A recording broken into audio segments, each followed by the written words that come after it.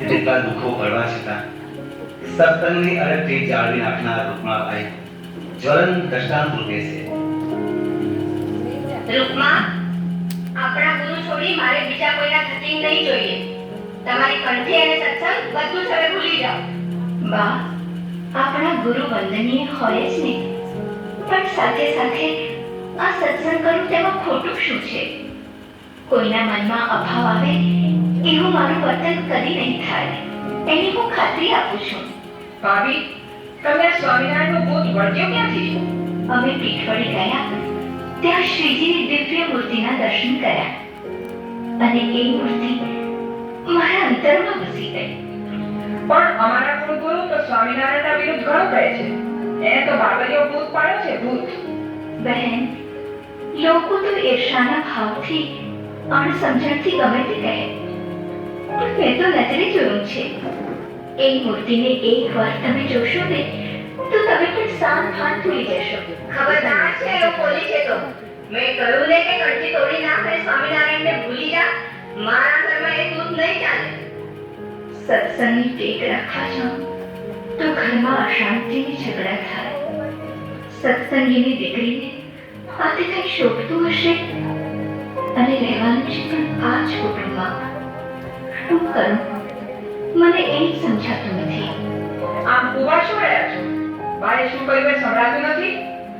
પ્રથમ પહેલા પૂજા હરિના પાર તે સઘળા પાપ જન્મ જન્મના મનમાં સમરણ થાય કરીના કે દર્શન રૂઢ થાય પ્રભુ પ્રગટના. એક એનો છે આધાર જગદાધાર તારણહાર અમ જીવનના. ભગવાન, હું શું કરું? આપ જ કહો, મારી બુદ્ધિમાં કાંઈ પ્રેરણા કરો.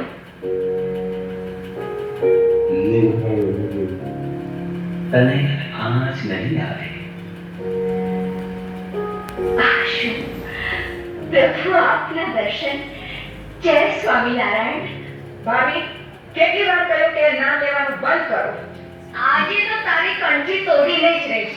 એ વગર તું માને તેમ નથી. બા, તમે કહેશો તે બધું જ કરીશ, પણ મારાથી કંઠી નહીં મુકાય. મારી આટલી વિનંતી સાંભળો. હું જિંદગીભર તમારી દાસી થઈને રહીશ. બા, ચૂપ બેસ હવે. છાનીવાની અંદર જઈને રોટલા કર. બા, ભાભીનો બીજો કોઈ વાત મારી પાસે દેખાડાય નથી. કામમાં કઈ ખોટ નથી, રસોઈમાં કઈ ચૂક નથી. હવે બીજો ઉપાય અજમાવવો પડશે. આ શું કરશું બોલતો? રોજ એના રોટલામાં લસણ ડુંગળી કાપીને ઘસી દઈશ, પૂજા સંતાડી દઈશ, અને સ્વામિનારાયણનું નામ લે તો તમે માર મારજો, માર. હા, એ વાત સાચી. ચાલ જોઈએ તો ખરા કે ઉપવાસ પણ ક્યાં લગી કરશે. આજે 7 દિનની લાગણ છે, છતાં રૂકમાં પ્રતિકાર કરતી નથી, પરંતુ બધું જ મુખે મોઢે સહન કરી લે છે.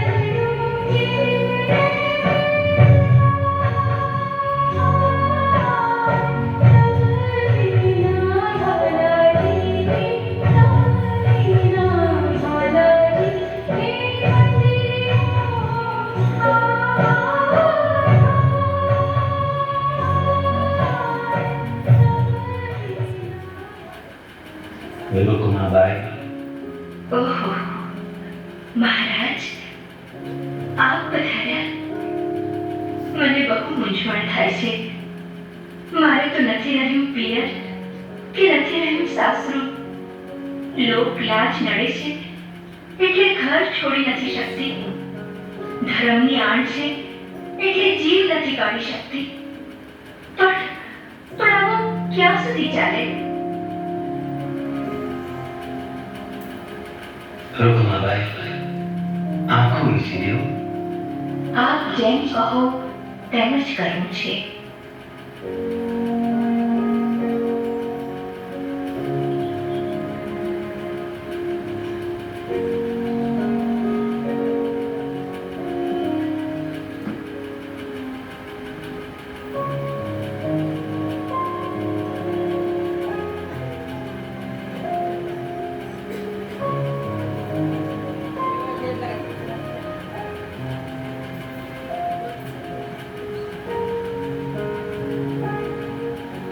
આ શું?